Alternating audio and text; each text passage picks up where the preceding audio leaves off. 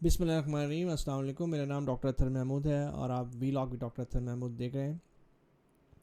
آپ کو یاد ہوگا پچھلا ٹاپک جو ہم نے پریگنینسی پہ کیا تھا اور اس کے ساتھ ایک کامن کمپلیکیشن جو بلڈ پریشر کی ہے اس کو ڈسکس کیا تھا اور اس کے حوالے سے جو مینجمنٹ جو بھی ہونی چاہیے اس کو ڈسکس کیا تھا.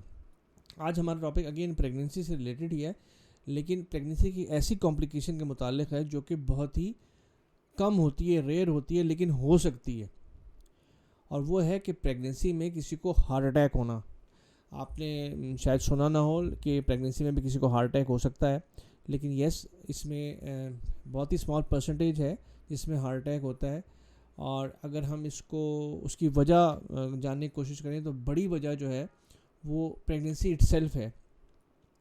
اس میں کیونکہ دنیا کی آبادی ایک تو ایڈوانسنگ ایج میں لوگ جو ہے نا کنسپشن ہو رہی ہے لوگوں کی, اسپیشلی ویسٹ میں, اور ایون ہمارے پاس بھی جہاں پہ ملٹی پیراز جہاں پہ زیادہ بچے ہوتے ہیں وہ بھی لیٹ عمر میں ہوتے ہیں. تو یا تو مریض ڈائگنوز پیشنٹ ہوتا ہے دل کی بیماری کا یا ڈائگنوز نہیں پیشنٹ ہوتا. تو پہلے ہم بات کر لیں کہ جو ڈائگنوز پیشنٹ نہیں ہوتا کہ پہلے سے اس کو کوئی دل کی تکلیف موجود ہے. اور اگر ہم یہ پہلے اس پہ بات کر لیں کہ پریگنینسی میں ہوتا کیوں ہے. پریگنینسی میں اس لیے ہوتا ہے کہ پریگنینسی ایک ایسی سٹیٹ ہے جہاں پر بہت ساری آپ کے جسم کے اندر پروسیسز چل رہے ہوتے ہیں, جیسے ہائپر کویگبلٹی مطلب خون کا گاڑھا پن. پریگنینسی کی ایک کمپلیکیشن تو نہیں کہہ سکتے, لیکن پریگنینسی کا ایک میں ایسا ہو جاتا ہے. Secondly L D L cholesterol جو ہوتا ہے جو کہ آرٹریز کو تنگ کرتا ہے, شریانوں کو دل کی, وہ بھی بڑھ جاتا ہے. اس کے علاوہ آرٹیریل ریئیکٹیویٹی ایک چیز ہوتی ہے جو کسی بھی انفلیمیشن, جیسے پری ایکلمشیا ہم نے ڈسکس کیا, ہائپر ٹینشن کی ایک ایمرجنسی, اس کی وجہ سے آرٹری کا انفلیمیشن ریئیکٹیویٹی بڑھ سکتی ہے اور اس میں بھی ایسا ہو سکتا ہے. کچھ پریگنینسیز میں ایک خاص چیز دی جاتی ہے, اس کو پروسٹاگلینڈنز کہتے ہیں, اس کی وجہ سے بھی شریان کی ریئیکٹیویٹی بڑھ سکتی ہے اور اس کے اندر ہارٹ اٹیک ہو سکتا ہے.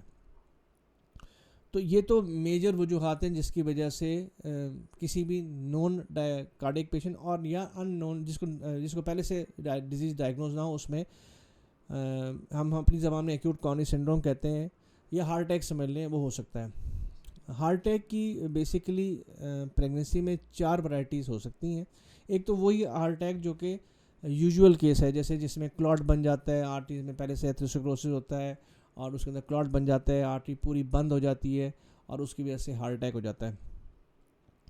دوسری قسم ہے جہاں پر بیسیکلی ہارٹ اٹیک کا مطلب یہ ہوتا ہے شریان بند ہو جانا, لیکن شریان بند اس صورت میں وہ کلاٹ کی وجہ سے نہیں ہوتی, آرٹری کی سمجھے ایک ڈسیکشن کی چیز ہوتی ہے, جسے آرٹری کے اندر سے کٹ لگ جائے یا پھٹ جائے. جب وہ پھٹتی ہے تو ایک دم وہاں پر خون کا لوتھڑا بننا شروع ہو جاتا ہے اور اس کی وجہ سے آرٹری جو ہے, شریان جو ہے ٹوٹلی بند ہو جاتی ہے. اس میں بھی ہارٹ اٹیک, اسی کو مطلب یہ بھی ہارٹ اٹیک کی ایک قسم ہے, لیکن اس کی وجہ جو ہے کورونری آرٹری ڈسیکشن کہتے ہیں یا اسپونٹینیس کورونری آرٹری ڈسیکشن کہتے ہیں. تیسری وجہ جو ہے وہ تھرومبوسس ہے. بیسیکلی کچھ ایسی ڈیزیز ہوتی ہیں پریگنینسی کے علاوہ, پریگنینسی بھی چونکہ جیسے بتایا کہ ہائپر کویگبل اسٹیٹ ہے جہاں پہ خون گاڑھا ہوتا ہے, تو اور وہ کلاٹ بننے کا اندیشہ زیادہ ہوتا ہے, اسپیشلی جو پری ڈسپوز ہوں, جن کو زیادہ چانس ہو, عمر زیادہ ہو یا پہلے سے کوئی ایسی ڈیزیز ہو جس کی وجہ سے کلاٹ بن جائے. تو ایک وجہ یہ بھی ہوتی ہے. چوتھی وجہ جو ہے نا وہ ہے کورونری آرٹری اسپیزم. کورونری آرٹری اسپیزم کا مطلب یہ ہے کہ کسی بھی شریان کا, دل کی شریان کا کچھ دیر کے لیے پچک جانا. جب وہ پوری پچک جاتی ہے اور کچھ دیر کے لیے رہتی ہے تو کیونکہ بلڈ سپلائی آگے نہیں ہوتی, تو وہ بھی ہارٹ اٹیک کی ایک قسم ہے. اس میں بھی ہارٹ اٹیک ہو جاتا ہے. ہارٹ اٹیک کا مطلب بیسیکلی یہ ہے کہ دل کی شریان مکمل بند ہو جانا, چاہے وہ کلاٹ ہے, چاہے ڈسیکشن ہے, چاہے اسپیزم ہے, اور اس کی وجہ سے آگے سپلائی متاثر ہونا اور اس حصے کو نقصان پہنچنا, جو کہ نقصان کبھی کبھی جب ارلی مینیج کر لیں تو کم ہو سکتا ہے, نہ مینیج کیا جائے تو بڑھ سکتا ہے, اور ایون مارٹیلٹی مطلب ڈیتھ کی صورت میں بھی ہو سکتا ہے. تو جن لوگوں کو نون کارڈک ڈیزیز نہیں ہے ان کے اندر جو اسٹیٹسٹکس ہیں, امریکن اسٹیٹسٹکس کہہ لیں, وہ کم از کم 3% 100,000 لوگوں میں ان کو ہارٹ اٹیک ہو سکتا ہے, اور ان میں سے ان کا مارٹیلٹی ریٹ ہے مطلب ایکسپائری یا ڈیتھ ہونے کی صورت 5% ہے, جو کہ بہت زیادہ ہے. تو اس بات کا خاص خیال رکھنا ہے کہ اگر کوئی پریگننٹ پیشنٹ, اسپیشلی ایلڈرلی جو عمر زیادہ ہو, جس کو آپ سسپیکٹ کر رہے ہوں کہ دل کی بیماری ہو سکتی ہے, ٹیپیکل چیسٹ پین بتائے جو ہارٹ اٹیک کا ہوتا ہے, جس میں دل کی شدید درد ہوتا ہے اور وہ درد کسی بھی دوائی سے ختم نہیں ہو رہا تھا، سینٹرل چیسٹ پین ہوتا ہے، پریشر لائک ہوتا ہے، دباؤ کی صورت میں ہوتا ہے، بازو میں جا رہا ہوتا ہے، تو یہ ایک پاسبلٹی ہو سکتی ہے کہ اس کو ہارٹ اٹیک ہو رہا ہے. گو کے ریئر فائنڈنگ ریئر ہے، مطلب بہت کم ہوتا ہے، لیکن بہت کم کا مطلب یہ نہیں ہے کہ ہوتا نہیں ہے. ہم اپنی پریکٹسز میں دیکھتے ہیں یہ کہ ایک پریگننٹ وومن کو ہارٹ اٹیک ہو گیا. جو ہارٹ اٹیک ہوتا ہے کلاٹ بننے سے، جو یوزول ہارٹ اٹیک کی قسم ہوتی ہے، اس میں عموماً انٹیریئر ایریا انوالو ہوتا ہے. تھرڈ ٹرائمسٹر میں، جو تیسرا ٹرائمسٹر ہوتا ہے اس میں، یا امیجیٹلی آفٹر ڈلیوری اس کا چانس زیادہ ہوتا ہے.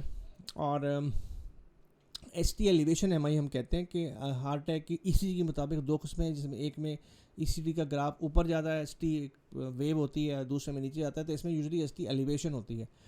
اور اس میں جو خون پتلا کرنے کی ایک بڑی دوائی ہے، اس کو تھرومبولیٹک کہتے ہیں، وہ منع ہوتی ہے، اس لیے کہ آپ کو اگر کنفرم نہیں ہے کہ ہارٹ اٹیک کلاٹ کی وجہ سے ہوا ہے یا ڈسیکشن کی وجہ سے ہوا ہے، تو اگر خدا نہ خاصا ڈسیکشن ہے جو کہ ای سی جی پہ ہم اندازہ نہیں لگا سکتے، نہ درد سے اندازہ لگا سکتے ہیں، تو وہ کیٹاسٹروفک ہو سکتا ہے، مطلب مریض کی جان جا سکتی ہے صرف وہ خون پتلا کرنے کی دوائی دینے سے. تو اس میں ایسے پیشنٹ میں اینجیوگرافی انڈیکیٹڈ ہے، اور اس کے ذریعے ہی جو کچھ کرنا ہے وہ کرنا چاہیے، اسٹینڈنگ کرنی چاہیے جو بھی. ٹھیک ہے. دوسری قسم ہے جہاں پہ ڈیسیکشن ہو جاتی ہے، کورونری آرٹری ڈیسیکشن، جس کو میں نے بتایا آرٹری پھٹ جاتی ہے، اندر سے کٹ جاتی ہے، اور اس کی وجہ سے کلاٹ بن جاتا ہے، خون کا لتڑا پوری آرٹری کو بند کر دیتا ہے، اور وہ بھی ہارٹ اٹیک جیسی ہی صورتحال پیدا کرتی ہے. اگر آپ کو کنفرم ہو کہ یہ ڈیسیکشن ہے، تو ویسے تو تھرومبولیٹک جو خون پتلا کرنے کی دوائی ویسے بھی منع ہے. تو اینجیوگرافی کی جو ٹیم ہو وہ بہت ہی ایکسپیرینس ہونی چاہیے، کیونکہ اینجیوگرافی کی ٹیم وہ جو کیتھیٹر ہوتا ہے اس کے ساتھ مزید ڈسیکشن کر سکتی ہے، کیونکہ آرٹری جو ہے نا، وہ جو شریان مین شریان ہے، وہ بہت ہی فرائبل ہوتی ہے، مطلب نازک ہوتی ہے ڈیورنگ پریگننسی.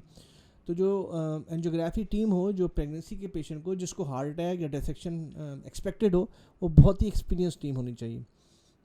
دوسرا یہ کہ اس کو کنزرویٹیولی مینیج کیا جا سکتا ہے، میڈیکلی بھی مینیج کیا جا سکتا ہے، لیکن یوزلی 10% کیسز میں یہ ڈسیکشن آگے بڑھ جاتی ہے. کیونکہ اگر ہم پی سی آئی اینجیوپلاسٹی جس میں اسٹینٹ ڈالا جاتا ہے پریگننسی میں کریں کسی بھی وجہ سے، ڈسیکشن کی وجہ سے، ہارٹ اٹیک کی وجہ سے، تو اس کی کمپلیکیشن ڈاؤن دا لائن بہت زیادہ بڑھ جاتی ہیں، اس کی وجہ سے آگے بہت سارے مسائل ہوتے ہیں. اس لیے یہ صرف ان کا کرنا چاہیے جو کہ جس کی ڈسیکشن پروگریس کر رہی ہو، یا اس کا شریان کی مین شریان کی ڈیزیز ہو جس کو ہم لیفٹ مین ڈیزیز کہتے ہیں، یا دوسری مین شریانوں کی left L D L C X R C proximal disease ہو، اوپر کر کے آرٹری بند ہو، یا پیشنٹ ہیموڈائنمکلی اسٹیبل ہو، مطلب اس کو بلڈ پریشر مینیج نہ کرتا ہو، سانس کا بہت زیادہ پھول رہا ہو، ہارٹ فیلئر میں جا رہا ہو، یا پلمونری ایڈیما اس کو کہتے ہیں، ایکیوٹ ہارٹ فیلئر. تو اس کے لیے اس کو ضروری ہے کہ کرنا چاہیے، ادروائز ہم انتظار کر سکتے ہیں اگر جو ہے پیشنٹ اسٹیبل ہے. ٹھیک ہے، اور بہت زیادہ لاس نہیں ہو رہا مائیکارڈیا مسل کا مسل لاس نہیں ہے. اب ہم آ جاتے ہیں ان دوائیوں پہ جو کہ ہارٹ اٹیک میں دی جا سکتی ہیں اگر ہارٹ اٹیک ڈسیکشن نہ ہو. تو اس میں آپ خون پتلا کرنے کی دوائیاں اینٹی پلیٹلیٹ دے سکتے ہیں، اینٹی کویگولنٹ بھی دے سکتے ہیں، وہ بھی خون پتلا کرنے کی دوائیاں ہوتی ہیں. بیٹا بلاکرز خاص قسم کی دوائی ہوتی ہے جو ہارٹ اٹیک میں دی جا سکتی ہے، وہ بھی دی جا سکتی ہے. نائٹریٹس دل سینے کے درد کے لیے بھی دی جا سکتی ہے، اور کیلشیم چینل بلاکر بھی دی جا سکتے ہیں. جو دوائیاں کانٹرا انڈیکیٹڈ ہیں، وہ جو نہیں دی جا سکتی، اس کے اندر ایس انہیبیٹرز ہیں اور اسٹیٹنز ہیں، کولیسٹرول کی دوائیاں ہیں. ہاں، جب ڈلیوری ہو جائے اور بچہ کو ماں نہ فیڈ کری ہو تو اسٹیٹنز دیے جا سکتے ہیں، اور کچھ ایس انہیبیٹرز بھی دی جا سکتے ہیں جو فیڈنگ مدر کو جو فیڈ کر رہی ہو. اب ہم آ جاتے ہیں کہ اس کو مینیج کیسے کرتے ہیں. دیکھیں، ہمیشہ جو ہے نا، میں پہلے بار بار کہتا ہوں کہ جو بھی اسپیشلٹی ہوتی ہے وہ اکیلے انڈیپینڈنٹ کام نہیں کر رہی تھی، اس کے دوسری اسپیشلٹی انوالو ہوتی ہے، کہ انسان کے جسم میں آرگن مختلف ہیں، ہر آرگن ہر ایک دوسرے سے انٹر کنیکٹڈ ہے. تو اگر ایسا کوئی موقع آتا ہے تو ایک ہارٹ ٹیم گائنیکالوجسٹ کی ٹیم کے ساتھ کولیبریٹ کرنا چاہیے، کوشش کرنی چاہیے کہ ویجائنل ڈلیوری ہو، اور مریض کو آگے بتا دینا چاہیے کہ مزید اگر کنسیپشن ہوگی تو پھر خطرہ اور بڑھ جائے گا ایسے مریض میں جس میں ہارٹ اٹیک ہو جائے ڈیورنگ پریگننسی. ٹھیک ہے. اب دیکھتے ہیں وہ مریض جو کہ پہلے سے دل کے مریض ہوں، ڈائگنوز پیشنٹ، ایلڈرلی خاتون ہیں جن کو کولیسٹرول یا ایتھروسکلروٹک ڈیزیز ہے، آرٹری نیروز ہیں، اور وہ کنسیو کر لیتی ہے. تو وہ ہائی رسک ڈلیوری ہوگی، اس میں جو مینجمنٹ ہوگی وہ ہائی رسک ہوگی، کیونکہ پہلے سے شریان بند ہے. تو اس لیے کوشش کرنی چاہیے کہ اگر کسی ایتھروسکلروٹک پیشنٹ جس کی کولیسٹرولس کی وجہ سے آرٹریاں بند ہو، شریانیں بند ہو، وہ کنسیو کرنا چاہے تو پہلے وہ اپنے کارڈیالوجسٹ سے ڈسکس کرے، گائنیکالوجسٹ سے ڈسکس کرے اور اس چیز کو کریکٹ کرے. مطلب اگر اسٹینٹنگ کی ضرورت ہے پہلے سے اسٹینٹ کرا ہوا ہو، کیبج ہونا ہے تو کیبج ہو چکا ہو اور اس کو پھر کنسیو کرنا چاہیے. اور اگر کریکٹ نہ کیا گیا، اگر جو پہلے سے نیرونگ موجود ہے، شریان بند ہے اور اس پہ کنسیو کر لیا گیا، تو جیسے میں نے بتایا کہ رسک بہت زیادہ بڑھ جاتا ہے. اور اگین ایسے پیشنٹس میں بھی، ایسے پریگننٹ پیشنٹ میں بھی جہاں پر ڈلیوری ہو، اس میں جہاں پر ہارٹ اٹیک خدا نخواستہ ہو جائے، تو ایک گائنیکالوجسٹ کی ٹیم اور کارڈیالوجسٹ کی ٹیم کو اکٹھے کام کرنا چاہیے اور کوشش کرنی چاہیے کہ ڈلیوری جو ہے وہ ویجائنل ڈلیوری ہو. تو جیسے میں نے شروع میں بتایا کہ یہ بہت ہی ریئر ہے کہ کسی کو ہارٹ اٹیک ہو جانا پریگننسی کے دوران، لیکن یہ ہو سکتا ہے. تو ہمیشہ گائنیکالوجسٹ کو اپنا تھریشولڈ لو رکھنا چاہیے ایسی پریزنٹیشن میں جہاں پر وہ ٹپیکل چیسٹ پین کے ساتھ مریض پریزنٹ کرے. ایون ینگش پیشنٹ بھی ہو تو دیر از اے پاسبلٹی، جیسے پہلے بتایا، کہ ان کے اندر بھی پریگننسی کی اپنی کچھ چیزوں کی وجہ سے ہائپر کویگیبلٹی جیسے ہے، ایل ڈی ایل بڑھنا جیسے ہے، آرٹیریل ری ایکٹیویٹی جیسے ہے، تو اس میں چانس ہوتا ہے. تو میرا خیال ہے کہ یہ آپ کو پریگننسی اور ہارٹ اٹیک کے بارے میں کچھ تھوڑا بہت آئیڈیا ہو گیا ہوگا. ٹھیک ہے، السلام علیکم، بہت شکریہ.